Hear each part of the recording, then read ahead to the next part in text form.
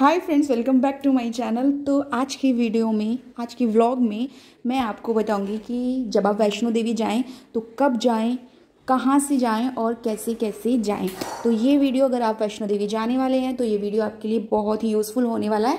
Video को पूरी देखें, स्किप ना करें। अगर आप स्किप करेंगे तो आपको नहीं पता चलेगा कि कहाँ से कैसे कैसे माता के दरबार तक हम पहुँचे। तो चलिए वीडियो को स्टार्ट करते हैं। तो सबसे पहले जब हम वैष्णो देवी गए थे तो हम सबसे पहले ट्रेन से उतर के यहाँ पे बस स्टैंड पर पहुँचे। ट्रेन से हमने ऑटो लिया, ऑटो वाले ने हमें बस स्टैंड तक पहुँचा दिया। तो हम यहाँ पे बस स्टैंड पे आ गए हैं। ये है वहाँ का बस स्टैंड एंड यहीं पे रूम्स बुकिंग हो जाती हैं कि मतलब आप यहीं पे रूम बुक कर सकते हैं इसी के आसपास में। तो सबसे पहले हम जाके रूम बुक किया, उसके बाद हमने कुछ खाया पिया, क्योंकि खाना तो ज़रूरी था। तो हमने खाया पिया। खाने पीने के बाद जिस दिन हम वहाँ पे पहुँचे थे उस दिन का ही हमारे पास टाइम था। तो उस दिन हमने माता रानी के दरबार की यात्रा स्टार्ट नहीं की थी। तो सबसे पहले हम उस दिन गए थे नौ देवी दर्शन के लिए। तो हमने वहीं बस स्टैंड से एक मिनी बस को अरेंज कराया और वहाँ से फिर हम गए नौ देवी दर्शन के लिए। तो ये जा रहे हैं हम नौ देवी दर्शन करने के लिए। ये है वहाँ का रास्ता और वहाँ पे भी एक छोटी सी गुफा है और उसमें 9 देवियाँ विराजित हैं एंड उन 9 देवियों के वहाँ पे दर्शन करने होते हैं। तो हम लोग वहाँ पे गए थे दर्शन करने के लिए 9 देवियों के। एंड ये है वहाँ का बाहर का व्यू जहाँ पे हम पहुँचे थे। दर्शन करने के बाद हम बाहर की तरफ आ गए थे। तो छोटी सी क्लिप मैंने तब यहाँ से बना ली थी। एंड उसके बाद हम वापस अपने रूम पे आ गए और हम रात को सो गए। रात को सोने के बाद हम सुबह उठे थे यहाँ पे नेक्स्ट डे हमने यही कोई 5 साढ़े 5 बजे के करीब अपनी यात्रा स्टार्ट कर दी थी, क्योंकि हमें पूरे दिन में ही उसी दिन वापस आना था। तो अगर हम सुबह से यात्रा स्टार्ट करते हैं तो हम इवनिंग तक वापस नीचे आ जाते हैं। तो अब ये यहाँ से हम जा रहे हैं ऊपर। तो आप इस तरीके की ट्रॉली अरेंज कर सकते हैं वहाँ पे अपने बच्चों के लिए। तो हमारे साथ भी बच्चे थे तो हम लोगों ने तो ये ट्रॉली से ही अपने बच्चों को भवन तक के लिए बुक कर लिया था। तो और हम लोग इस तरीके से माता रानी का जयकारा बोलते हुए जा रहे थे।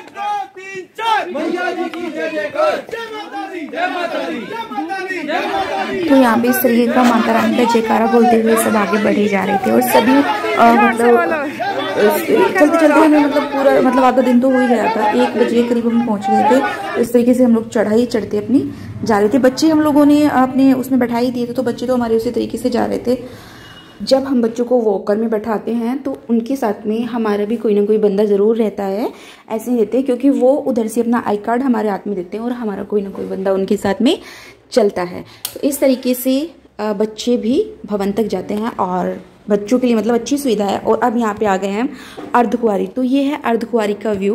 तो अर्धकुंवारी हम पहुँच चुके हैं। अर्धकुंवारी से 2 रास्ते हैं, एक पुराना एक नया। जो पुराना वाला है वो थोड़ा लॉन्ग है, अभी हम पुराने वाले रास्ते से ही जा रहे हैं।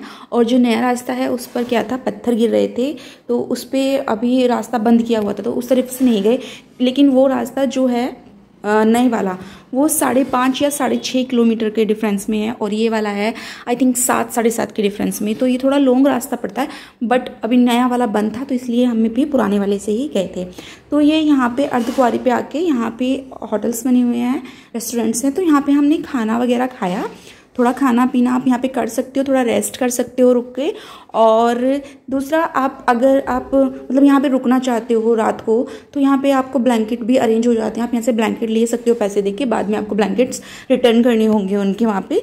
तो वो वहाँ पे आपको पता चल जाएगा कि किस तरीके से सुविधा है। तो अब हम जा रहे हैं आगे की तरफ। अब ये हम माता के दरबार के काफ़ी करीब आ चुके हैं और हम आगे बढ़ रहे हैं। तो उस दिन यहाँ पे ना बारिश हो गई थी और बहुत ही बर्फ़ थी। जितना हम ऊपर जा रहे थे आप देख सकते हो कि सामने आप पे पहाड़ी पे बहुत बर्फ़ नज़र आ रही होगी। यहाँ पे बहुत बर्फ़ थी और नीचे की तरफ भी आप देख सकते हो कितनी बर्फ़ थी। तो बारिश हुई थी तो बर्फ़ भी बहुत थी। हम यहाँ पे गए थे विंटर में जनवरी में हम गए थे, क्योंकि जनवरी में अगर आप जाते हो सर्दियों में तो दर्शन बहुत अच्छे से होते हैं, भीड़ भी ज़्यादा नहीं मिलती है।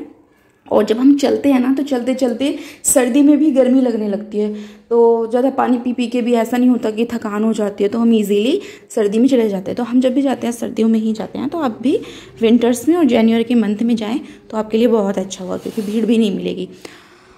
तो अब हम आगे यहाँ पहुँच गए हैं लोकर पे।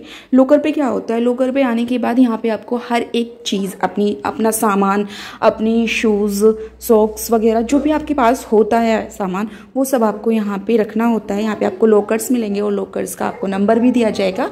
उसके अकॉर्डिंग आप अपना लॉकर में सारा सामान रख के ऊपर आगे दर्शन के लिए जाएंगे, क्योंकि सिर्फ आप कुछ भी नहीं लेके जा सकते, चमड़े की कोई चीज़ नहीं, बेल्ट नहीं, पर्स नहीं और यहाँ तक कि सनग्लासेस भी नहीं।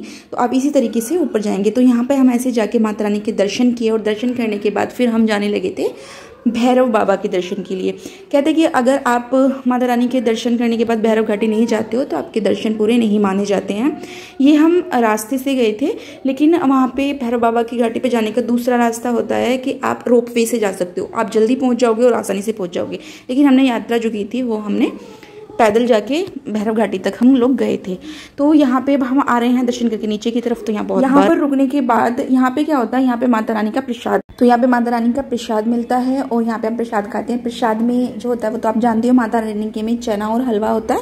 तो वो माता रानी का प्रसाद यहाँ पे खाया, कुछ देर के लिए बैठे, आराम किया, रुके, थोड़े से हम लोगों ने फोटोज वगैरह भी ले लिए और थोड़ी सी अपनी वीडियोज भी, थोड़ी क्लिप्स यहाँ पे बना ली। तो ये चारों तरफ का माता रानी के दरबार का व्यू है। यहाँ से ऊंची ऊंची पहाड़ियाँ भी दिखती है, मतलब सारा व्यू यहाँ का नजर आता है। नीचे की तरफ भी देख सकते हो पहाड़ी की और ऊपर की तरफ भी देख सकते हो। तो पूरा व्यू आपको यहाँ से नजर आ जाएगा।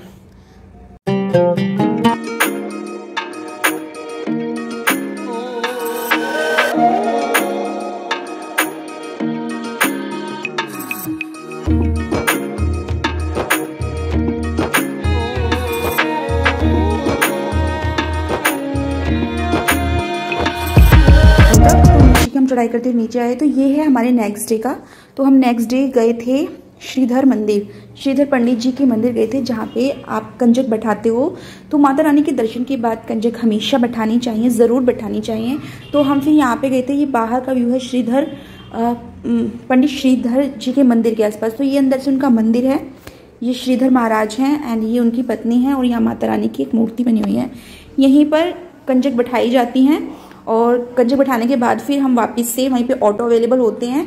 तो वहाँ से ऑटो बुला के हम स्टेशन तक आए और स्टेशन में हम ट्रेन में बैठ के वापस से जा रहे हैं माता रानी के दर्शन करने के बाद। तो इस व्लॉग को देखने के बाद आप भी ज़रूर जाएं माता रानी के दर्शन करने के लिए। और जब आप माता रानी के दर्शन करने के लिए जाएँ तो आपकी यात्रा भी शुभ हो। जय माता दी।